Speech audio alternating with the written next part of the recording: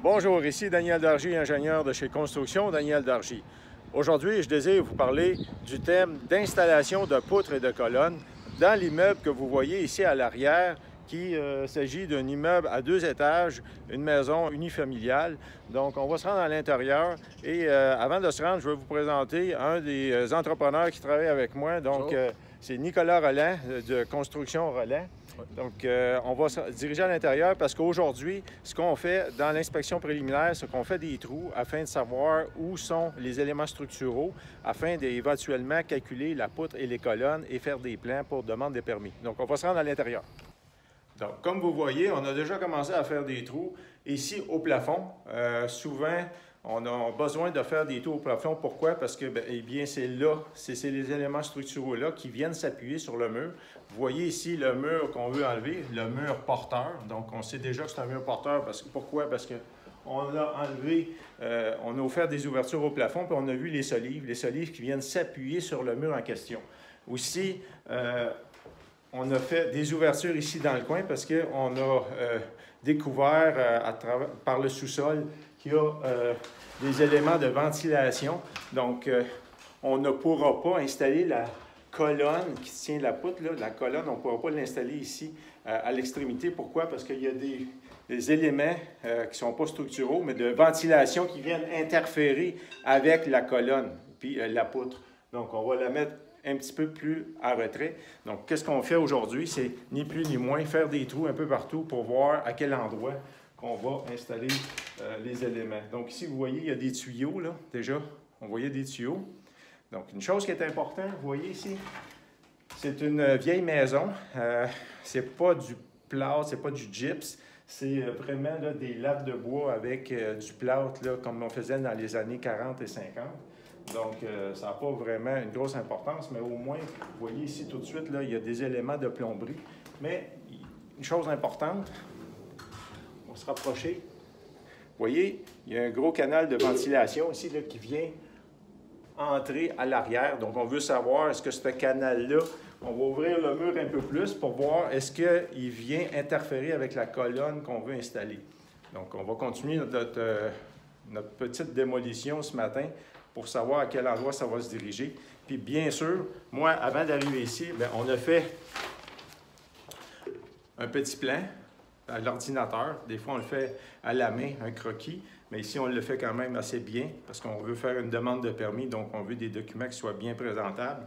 Donc, on a fait déjà un plan pour prendre des indications à la main, puis après, remettre ça sur l'ordinateur, puis expliquer la grosseur des poutres et des colonnes. Donc, on continue notre démolition, puis on vous revient tantôt. Donc, comme vous voyez, on a fait une série de trous à l'extrémité ici pour voir où va arriver la colonne et la poutre.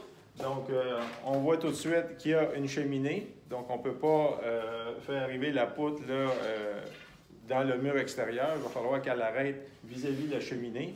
La colonne ici, on monte en haut pour bien voir, pour confirmer. Vous voyez, il y a des tuyaux de ventilation. À l'origine, quand on a ouvert le plafond, j'ai pensé que peut-être les canaux de ventilation longent la cheminée.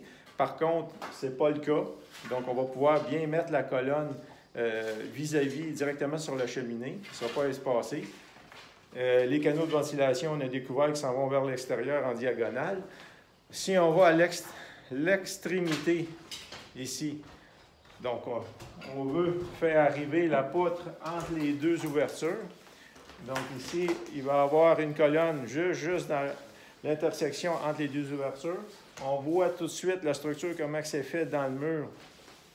Donc on va, ni plus ni moins, là, faire dépasser légèrement la poutre afin qu'elle puisse supporter. Vous voyez ici dans l'extrémité, là, je vais m'approcher. Vous voyez un genre de petite poutre là, qui s'en va transversale. Donc, on va essayer de l'accrocher en même temps pour bien stabiliser toute la structure. Maintenant, il y a une chose aussi qui est très importante. La colonne qui va arriver ici et la colonne qui va arriver entre les deux portes, à quel endroit qu'elle va arriver dans le plancher et comment la charge va se transférer au sous-sol. On va aller voir au sous-sol pour mieux s'en rendre compte.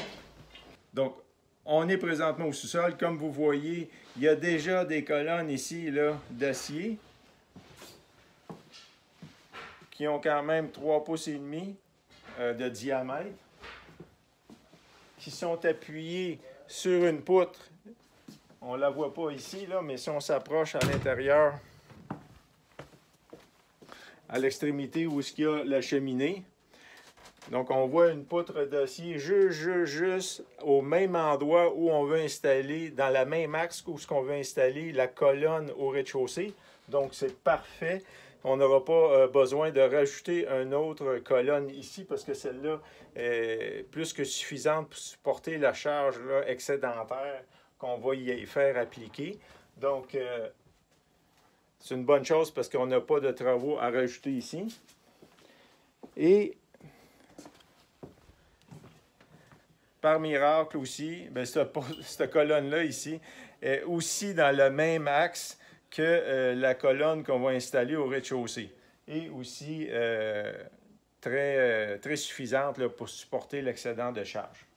Donc, on va retourner à l'étage. Donc, ça a été ma présentation d'un projet d'installation de poutres et de colonnes. Comme vous voyez ici, là, les travaux vont se concentrer ici au rez-de-chaussée. N'hésitez pas à me contacter, je suis Daniel Dargy, ingénieur chez Construction Daniel Dargy. Vous pouvez voir plusieurs de ces vidéos sur le site web ingénieurstructurebâtiment.com et sur le site web de Facebook de Construction Daniel Dargy et aussi sur YouTube en cherchant Daniel Dargy, ingénieur. Merci et à la prochaine.